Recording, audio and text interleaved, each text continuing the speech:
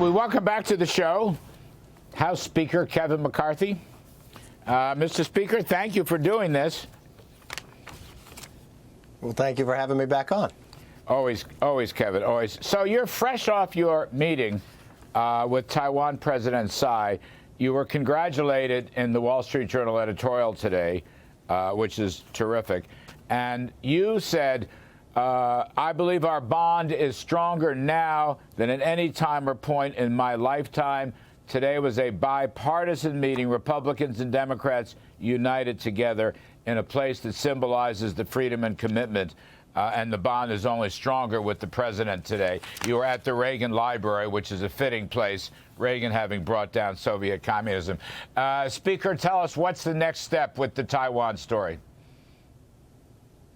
Well, you're correct about how the meeting went. It was a very strong meeting, and I think people have to realize it was a bipartisan meeting of Republican and Democrat members of Congress. Remember, we created the Select Committee on China. A number of those members were there as well. In this meeting with President Tsai, we had a very good conversation. And looking at where the world currently is, looking at Ukraine, looking at this creation of this new axis of power with Iran, Russia, North Korea, and China, you think back in history in the 1930s, what are actions that policymakers and leaders should have taken so World War II never happened? Well, what we've talked about with Taiwan, and especially when you look at Ukraine, supplying weapons early to deter war from ever happening matters. Having this meeting at the Reagan Library was important with the lessons we've learned from Ronald Reagan. Peace through strength. I know a while back you said, or you looked at removing most favored nations trading privileges with China. You have bipartisan support, at least for Taiwanese relations. Is there bipartisan support for that? Do you still want to do that? Yeah, I continue to look at this, and it's something that we would move like anything we do through committee and have those discussions. But I've watched what China continues to promote, and is there a moment in time, do they still need most favored nations trading? What are they doing on the world stage as well? I mean, when I look at making the world a safer place and a stronger place, I've just watched those BRIC countries from China and others trying to attack the American dollar, with Brazil, with India and others trying to get them off the American dollar and trading on the yuan. Would you continue to keep a most favored nation with a country that's trying to do that to you? I think this is a discussion we need to have in committee and be able to move forward with. You know, it's interesting you mentioned that the U.S. dollar, the China yuan. There's been a lot of that in the press. I go way back. I was the guy that coined the phrase "King Dollar." But you know, I want to. Yeah. It's funny. We have met the enemy, and the enemy is us. And with respect to the dollar and a lot of things, if we keep I don't mean we, but if the Biden administration keeps overspending and overtaxing and over-regulating, and the Federal Reserve, and over-borrowing and over-debt creation, and the Federal Reserve keeps pumping in more and more money, with or without China's yuan, which is not really a threat, at least not now, we will destroy the dollar. And we will see inflation, the likes of which we can't even imagine. I mean, in some sense, it's a homegrown issue. It is, and the only place you can create inflation, Milton Friedman told us that, is government. Government overspending. Right. It's what the Democrats did when they had the majority, spent roughly $6 trillion extra dollars. Now we're in a problem, especially within the debt ceiling, and you know where I am on this debt ceiling. We want to be rational, responsible. We've got to raise the debt ceiling, but we've got to curve our spending. And the way you got to go about doing that, you look at the Congressional Budget Office, the current report that comes out, in the next 3 years, or next 10 years, you're going to pay $10.5 trillion in interest only. And since the last 80 years, since 1940, we've only paid $9 trillion in interest. I mean, he is spending at a level in a 50-year average we have not seen. But at the same time, when you look at the revenues, thanks to a lot of work you did in the last administration, we have more revenue coming in to government than at any time in the history of America. From a percentage of GDP as well, 20%. Only 2 other times have that happened. But we've got a real spending problem we've got to tackle. Well, so that leads directly, I mean, I thought your most recent letter to President Biden to have a meeting, a second meeting, on the debt ceiling and the associated spending cuts. So he's not responded yet. But your letter, I mean, I loved it. First of all, you've got H.R. 1, the Lower Energy Cost Act, which is terrific. Okay, and we're grateful that you did it on our show, and Steve Scalise did it too. You've got, let's claw back some of the unused COVID spending. Let's put work requirements back in. Was a bipartisan issue 25 years ago. But Biden won't respond. He won't respond to perhaps the most important issue, which is spending and inflation. He doesn't want a cup of coffee or a Diet Coke. I thought maybe you two guys could go to a drive-in movie together, but he's not responding. So how is this going to play out?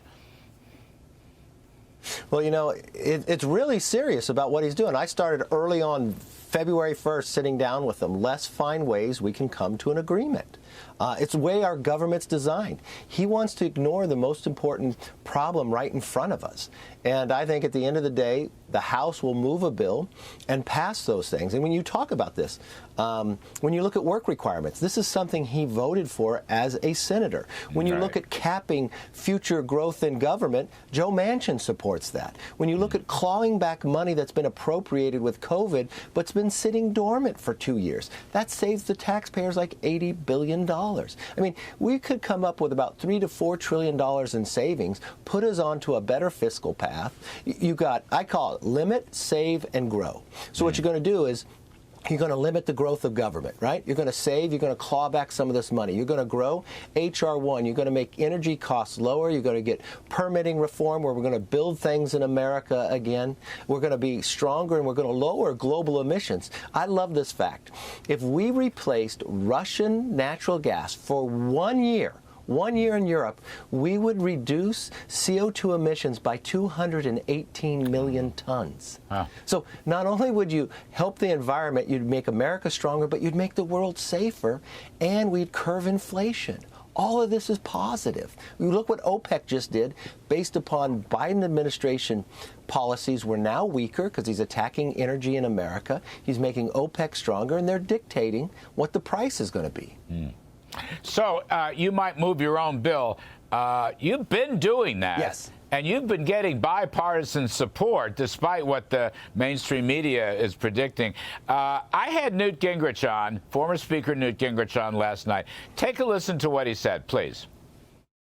86% of the bills which have passed the House this year got Democratic votes, because Speaker McCarthy has been maneuvering to make sure that we bring up things the American people actually want. Yeah. Now, the left can't do that because they don't have anything the American people want. All right. It's a very interesting moment in American history. So I think that's an important point, that you are getting Democrats on your legislation. Yeah. And it is pro-growth legislation. So can we say you're looking, if Mr. Biden won't talk to you, you're just going to drive through your own proposal for the debt ceiling?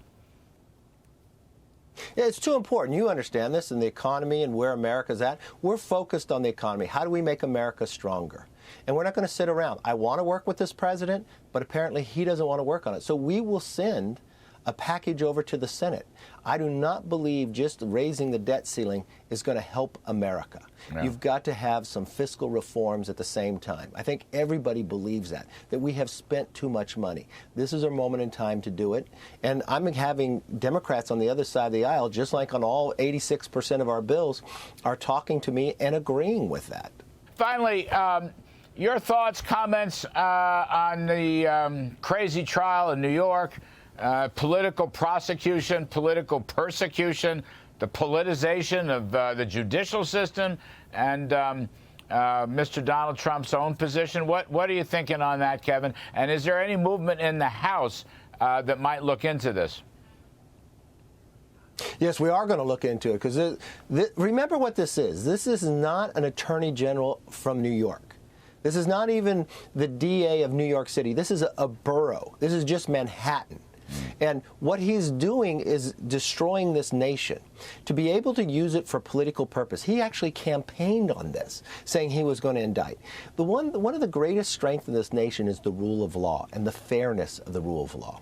But he's going to do more damage to America than I think almost in any given moment that he breaks down the rule of law and uses it for political purposes. Now, this DA has acknowledged that he's using federal funds. So there is a nexus for the House to look into this. And that's exactly what we said we would do, and we're going to follow through on that. I've spoken to our chairman, Jim Jordan, Comer, and Brian Stile, and we will move forward because it is federal funds that taxpayers used, and we won't put up with this. I believe you've got to have a rule of law, and you've got to be fair, regardless if the person's a Republican or a Democrat, and we don't play politics with this. You know, just as the last thought, when Mr. Trump gave his speech at Mar-a-Lago night before last, one of the thoughts he had, he says, this is not just happening to me. He said, this could happen to you, meaning the general public, meaning the politicalization of our whole democracy, our whole judicial system. I mean, I think a lot of people should be thinking they could be next. Yeah, and it's not just this. Why does the IRS start showing up at a reporter's house based upon what the reporter? You ever had that happen? I mean, this is what President Trump is talking about. It is not just about him. It's about whatever you believe in America. If someone disagrees with you, they use the power of the government to come after you. That is wrong. That has got to stop, and we will work towards making sure we stop that from happening. All right. Speaker Kevin McCarthy, thank you ever so much, sir. We appreciate it. Good luck.